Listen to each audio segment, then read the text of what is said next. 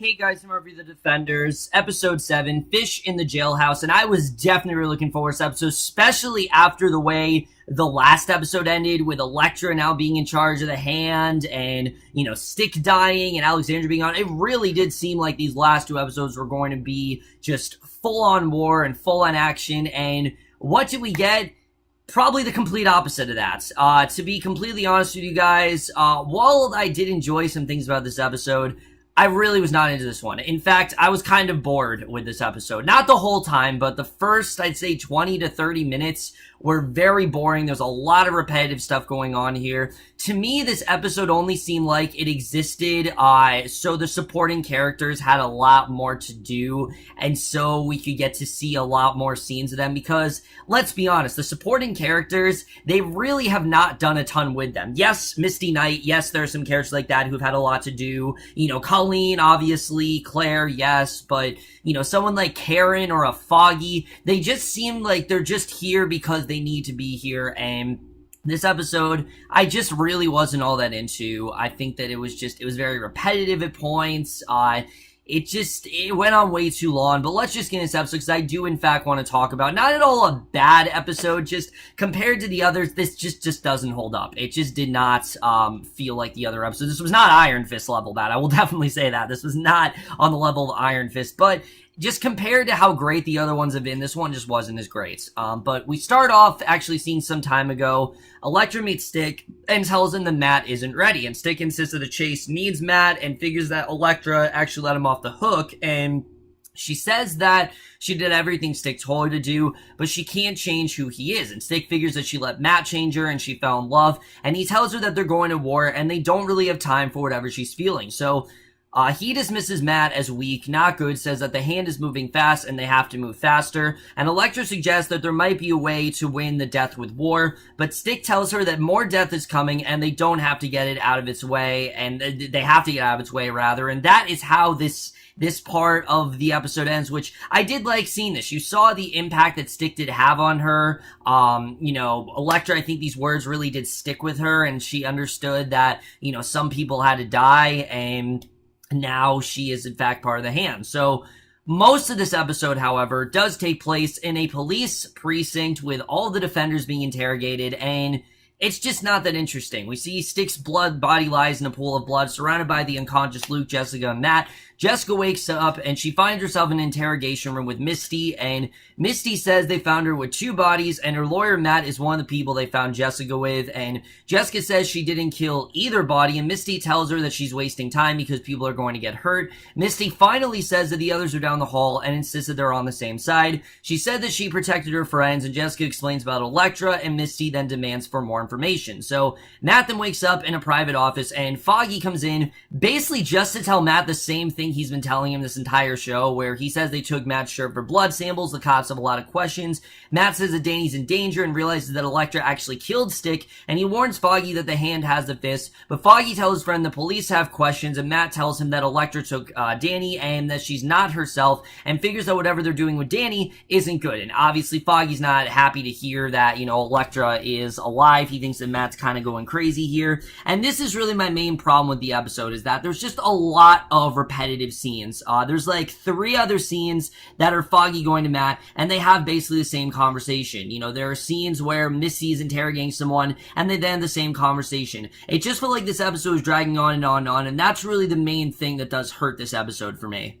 Misty then comes in, and Matt tells her that whatever happened is protected by attorney-client privilege, and she tells him that he's a witness to a crime, and Matt tells her that Danny isn't over his head, and they actually do need to help him, which, yeah, that's what they need to be focusing on, but Misty tells him to start worrying about himself, and, again, this is just really dragging things out. I like Misty, I really do, but it has to be said, she's really not the greatest cop, and, there's a lot of repetitive stuff with her here, so Claire and Colleen check on the unconscious Luke, and Claire realizes that he's been drugged. She doesn't know when he's actually going to wake up and wonders how they got there. So Claire says that she tried to avoid anyone with abilities, and Colleen says that they're fighting a good fight, and so is Claire. And she points out that Claire couldn't stand by and watch even before she met Luke, and Luke then wakes up and asks about Danny. So Claire and Colleen, again, I really do love their dynamic, but I feel like they've been very underused. Like, they use them sometimes, and then sometimes they don't, and that's really, again, my main issue with this series, that a lot of these side characters, it just doesn't really seem like they know what to do with. Claire and Colleen, that's a different story, but a lot of these characters does not seem that way. But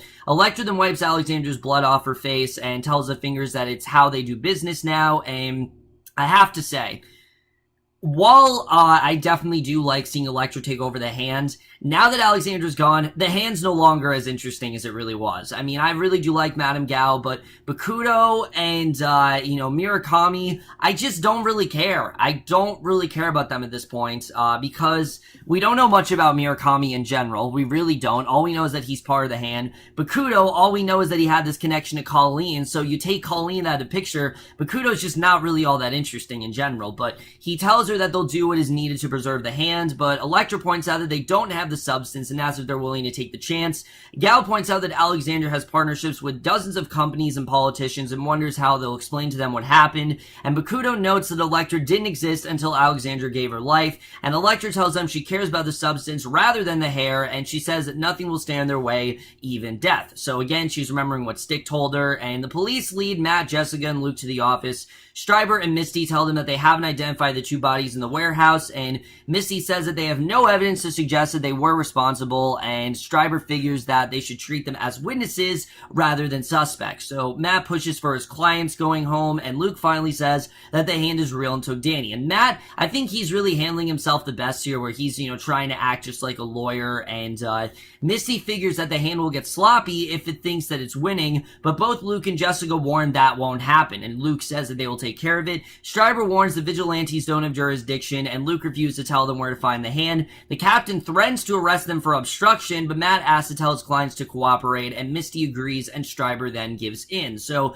Karen has to talk to Matt alone for a moment, and Misty then gives them the room, and once they're alone, Matt tells Karen that it's his life now and goes. And I did like that. Like, he told her, look, this is, you're not in control of this. This is my life, and that's just the way I'm gonna go. What I say goes, and I really did like that scene. You really do see that Matt is in control here. He's realizing that he does need to be the daredevil, and that this is, in fact, a part of his life. So as she gets coffee, Colleen then notices Misty's board with photos of the various crime scenes, and Claire joins her and says that Danny has prepared his entire life for the fights, and Colleen explains that Danny is really just a kid looking for his family, just like her, and that's one of the reasons I love the dynamic between Colleen and Danny so much. That's why I really do love their whole relationship, because they've gone through very similar paths, and this show is very well shown that, Colleen, she was with the hand her entire life. She thought that that was her family, and realizing that it's not. Danny, he's been going after the hand, and he, was trained to come Lun, and now he's just kind of searching for his place in the world. He doesn't really know where to go now, and I think, again, they're definitely showing that very well, and I really did like what we got there. So Misty then talks to Luke privately, warns him that things are getting out of hand. She says that she's lost sight of Luke's plan, and he admits that he doesn't really have one. And Luke tells her that he's trying to protect her and goes back to the others, and Elektra then takes Danny down while the fingers watch on the camera. And I will admit, the Elektra and Danny stuff was really great. I actually really did like what we got here, because we haven't really seen these two in a scene together. I like the interactions we got with this, but their fingers are watching on the camera. Murakami points out that Elektra isn't one of them, but Gao says that they're closer than they've ever been, and once Elektra brings them a new beginning, anything can really happen. So the elevator reaches to the bottom of the shaft, and Elektra then wheels Danny out, and Danny then stares at what he's facing, and Matt, Luke, and Jessica talk privately. They figure that Danny is still alive, and Matt suggests that they take Danny to Midland, and that there's a structure at the bottom of the shaft, and Luke wonders what they're going to do about that. So Foggy again then whisks Matt away. They have literally the same exact conversation where Foggy tells Matt that his two lives are dangerously close to colliding, and that they could both get disbarred, and Matt says that the city is in danger, and Foggy tells him he's trying to keep him from being lumped in. And look, again, I like Foggy, but he's just annoying, honestly. In this show, he's just kind of annoying. He's just telling Matt the same things over and over again. It's like, all right, we get it. You don't want him to be the daredevil. But honestly, you're supposed to be his best friend. You're supposed to support him in this, which I did like this scene where he gives him a bag with his costume and they hug, but it doesn't really feel like this is like redemption. I mean, it just felt like he did that because he knows that Matt wants to. It doesn't really feel like Foggy understands why Matt wants to be the Daredevil. He doesn't really support him on it. And, that scene it kind of did, but again, it felt really dragging me. But back inside, Luke then tells Matt that they figure they have to get to Midland, and Matt agrees, and then he gives them his legal advice. So Stryber then tells Misty that she needs to get something out of their 3 prisoners, and he tells her that stopping the hand will make her career. And Luke and Jessica smash through the wall, and by the time Stryber gets there, they're gone. And you knew they were gonna go. You knew somehow they were gonna get out of there, and the second they left, I'm like, thank God. I really did not want to spend an entire episode in a police precinct. I mean, it got really boring, and Elektra tells Danny to translate the language on the glowing wall. Danny says that he has no idea what it is, and Elektra explains that years ago, someone with a fist actually sealed the wall, only another iron fist can open it. And we get the sense that maybe that was Davos. I mean, it very well could have been Davos. Davos did, in fact, have the same type of power as Danny, so it could have been him. Maybe it was Bakuto. I mean, there's a bevy of possibilities, but Danny points out that he swore to defeat the hand, and Elektra tells him that he can be free like she is, and then unstraps Danny. And on one hand, you're agreeing with Elektra. On the other hand, you're not. Like, you're kind of like, you can understand where Elektra's coming from, where yes, they've come from very similar paths, but, I mean, she still is, it's very wrong what she's doing, and you definitely do understand that. But Stryber tells Misty to find the vigilantes. Only 2 of them leave, and Colleen goes to his storage room, and she finds the file with Raymond's Midland plan. So, Matt, Luke, and Jessica take cover as a police car drives by, and listening in, Matt then realizes that they've actually put an APB out in Luke and Jessica, and they think that they kidnapped him. So the police then took their wallets, but Jessica has a subway ride ticket. They get on the train, and we get kind of a fun scene where Jessica takes a can of beer from a passed out wine, and this is one of my problems with the episode. It wasn't as fun as the others. That's really my thing. The other episodes were a lot of fun. This one just wasn't, and she drinks as Luke and Matt stare at her, says it's been a long week. Stuff like that I really do love. I just wish there was more, fun humor like that in the episode. You gotta have some levity, and this episode had the least amount of humor I think we've had in this entire, series, which I think the humor has been one of the things that's really elevated this show for me, and the fact that we didn't have as much of it is why this episode, wasn't as great as some of the others. So Karen and Foggy then figure that Matt went along with the others, and Foggy admits that he told Matt to go as Daredevil, and he says that when it's done, they'll get Matt back. And again, it's just, they had this same exact conversation in episode 5. Like, honestly, no, it's not the same scene, but it felt very similar, and it just feels like they're doing this so Karen has something to do. I don't know why Karen's the main character in the show. I really don't. Karen has had, 0 to nothing to do. She's hanging out with Trish, and that's really it. There's really not much for her to do here, and it really is disappointing because I love Deborah Ann Woll. I think she's a fantastic actress, and I love the character of Karen, but they've given her nothing to do here, and it's really disappointing. They could have done a lot more with these side characters, but they haven't, unfortunately. But Misty then tells Claire that she needs to find Luke. Claire doesn't know, but figures that Luke is where he needs to be. She says that Luke does the right thing no matter the consequences, and he's finding his place in the world, and Misty figures that Harlem can't afford to lose Luke. They need him, and Claire tells her that she told Luke that he could turn the city around by saving someone, and that's what Luke is doing, and he doesn't let anyone stand in his way. And Misty notices that Colleen is gone, and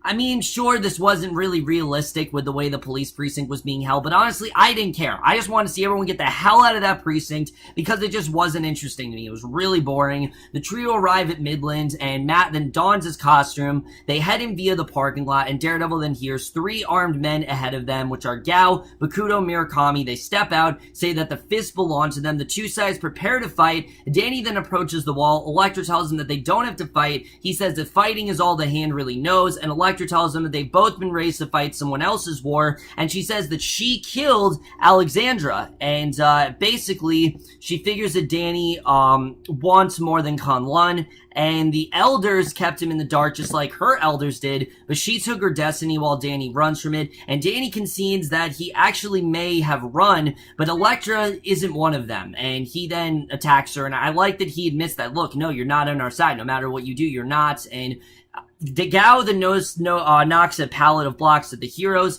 and Luke then kicks it back at her while Daredevil fights Bakuto and Murakami, and Danny and Elektra continue fighting, and it's a pretty equal fight here. I mean, I like that Danny actually was holding his own this fight, but Luke then fights Gao. She steps forward, she pins Jessica, shoves Luke into a car. She then gestures and blasts the car back into the wall. And again, I'm just thinking, why couldn't she have done this in Iron Fist? Like, seriously, why couldn't we gotten more scenes like this? But Luke tosses a pipe to Jessica, who hits Gao with it. Murakami comes over, fights Luke while Gao blasts Jessica back, and Colleen then comes down the stairs. She enters the parking garage. Jessica kicks Gao back. Bakuto swings at Daredevil. Colleen arrives, blocks his blow, joins in the attack, and Murakami realizes that they're actually outnumbered, and he hits a pipe, and Bakuto draws spikes to set it afire. The fingers then flee, and Luke then seals off the pipe, and Elektra then knocks Danny down. He says that he'll never give her what he wants because his master taught him loyalty, and she kicks him, says that he failed Kunlun, and she killed them, and Danny summons the fist, punches a support, knocking Elektra back, and that was just an awesome fight. I really love the way this was done. But Colleen grabs a bag, says she's there to save Danny.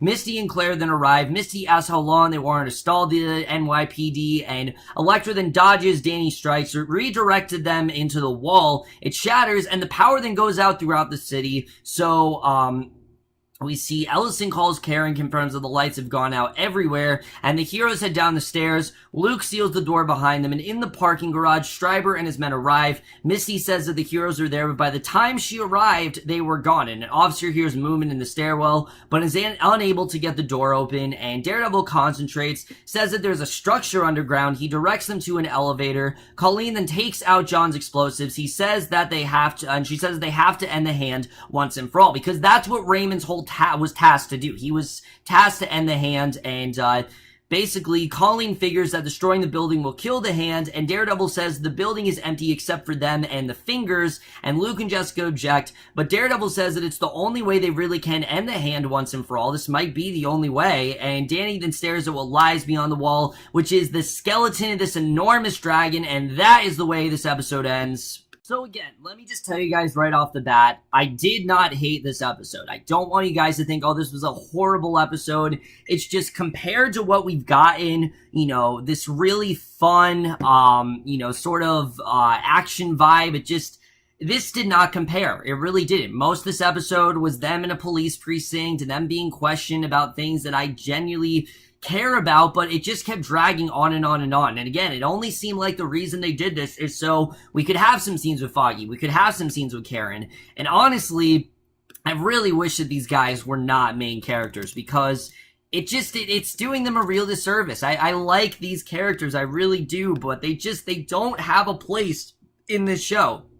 And if they were to give them a really good side storyline, like you could have had Karen and Trish, we saw them in this episode, they were hanging out together. You could have seen these two, start something, and maybe they start some sort of friendship, and maybe they, help out each other. I mean, they could have done something like that, but they just didn't. And it just didn't really work for me. I like Elden Henson. I love Deborah and Woll. It's nothing against the characters. It's the same repetitive dialogue. I get it. Foggy doesn't want him to be Daredevil. He just wants him to be Matt Murdock. I get it that Karen doesn't understand it. I understand that, Misty, she wants to get to the bottom of things, but all of this was so repetitive, and it really was bothering me, I have to say. And if it wouldn't have been for, the last half of the episode, I really would not have liked this episode that much. And really my main complaint in this episode is that we didn't get enough Defenders interaction. That's been the best thing about the series. The Matt and Jessica scenes, or the Luke and Danny scenes.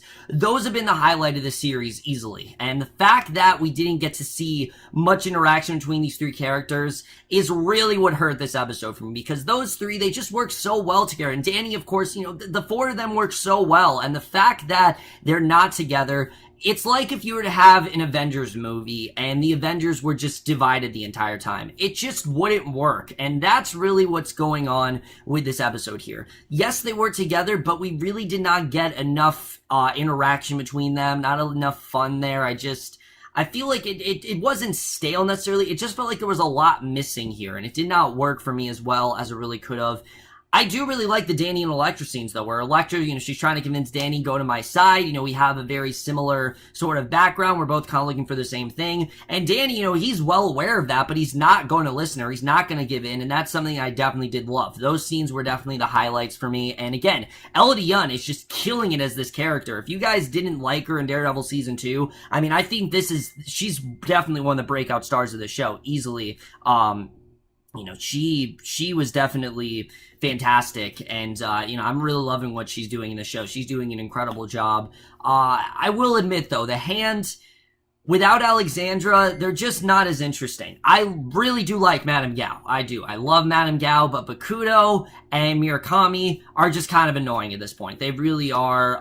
Electra's the one in charge, and I like the Madame Gao's going along with it, but it seems like those two kind of have their own agenda, and I frankly don't care. I really don't. And it's not because they're not bad characters. It's simply because we just did not get enough time with them. If we would have gotten more backstory, I would care more, but I just don't. Is it hurting the series? No, because, what the things that are great about the series really are great. But there's just a lot of things I think they could have done, and they're not really doing them as well as they could have. As far as Claire and Colleen, again, I love their interactions. I really do. I think those two worked really well together. Again, the thing that hurt this episode was just a lot of repetitive scenes, a lot of dialogue-heavy, police precinct scenes that I just did not care about, and it really just felt like it was, stalling the show, because, this is the penultimate episode when a lot of things should be happening. And honestly, the last episode felt more than the penultimate episode than this did. This just felt like a random episode that was just there to give the side characters more to do. Sure, the ending, was really good, and I'm sure the finale is gonna be really good here, but in general, I just really wasn't the hugest fan of this episode. Didn't hate it by any means, but it just didn't really work for me as well as the others did. And when it does come out, you guys, unfortunately, I am gonna give the Defenders episode 7, Fish in the Jailhouse, a B-. So over, guys, from this episode of The Defenders. Most guys thought this episode overall. Loved your thoughts. And again, did not hate this episode. Just a lot slower and a lot less going on than we're used to. I just didn't really have a lot to say. Definitely looking forward to the finale. I'm probably going to finish The Defenders tonight. I most likely will be able to do that. And I'm definitely very excited about that. But that's it for this review. Hope you enjoy it. We'll see you guys in my next video, which most likely will be for the finale. And we'll see you guys for that. Okay, bye.